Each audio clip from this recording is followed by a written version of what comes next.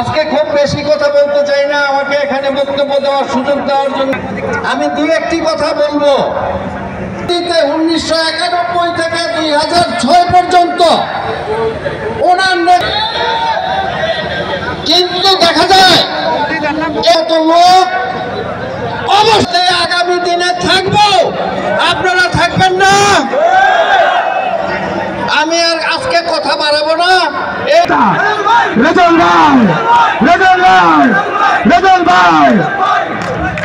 আমি প্রথমে আপনাদেরকে আপনারা এখানে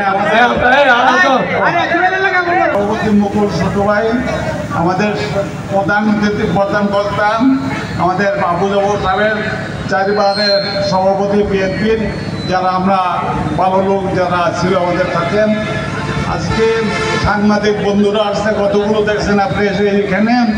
আর দূর দূরান্ত থেকে সেই কিশোরগঞ্জ থেকে শুরু করে ধরা ভারতীর 20টা দিন, তারপর নওগাঁর 20টা দিন, ভারতীর সেই আপনার চেঙ্গাগান্ধী ইউনিয়ন একটা রামপুর থেকে গাছপুর থেকে কোনো ইউনিয়ন বাদ নাই।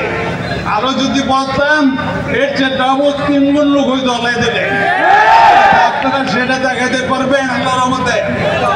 আজকে আমরা যে উদ্দেশ্যে এখানে সমবেত হয়েছি, মাননীয় প্রধানমন্ত্রী, সাবেক প্রধানমন্ত্রী দেশনেত্রী বেগম খালেদার আশু রোগ মুক্তি কামনার জন্য আল্লাহ যেন ওনাকে রোগ তাড়াতাড়ি ওনাকে সুস্থ করে দেন এবং তার নেতৃত্বে তার সুযোগ্য সন্তান তারুণ্যের অহংকার তারেক জিয়া রহমান সাহেব আমাদের ভারপ্রাপ্ত চেয়ারপারসন তারেক জিয়ার নেতৃত্বে আমরা আগামীতে যেন আবার জনগণের ভোট নিয়ে, জনগণের ভালোবাসা নিয়ে আমরা আবার সরকার গঠন করে দেশকে সুন্দরভাবে পরিচালনা করতে পারি, সেই তৌফিক যেন আমাদের আল্লাহ দেয়।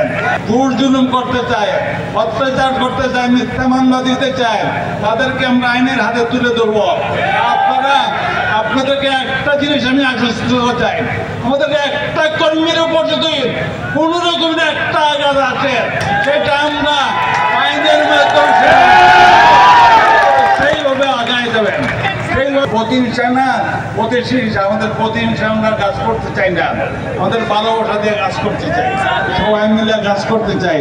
আজকে আপনারা আসছেন এখানে, সবাইকে শুধু আমার জন্য একটু দোয়া করেন, আল্লাহ যেন আমাদের আগামী সংসদ নির্বাচনে আপনাদেরকে আবার এই পার্টি থেকে নমিনেশন নিয়ে এই যে জনগণের ভোট নিয়ে আমি আবার এই সোনারগাঁয়ের মানুষের সেবা এবং উন্নয়ন করার জন্য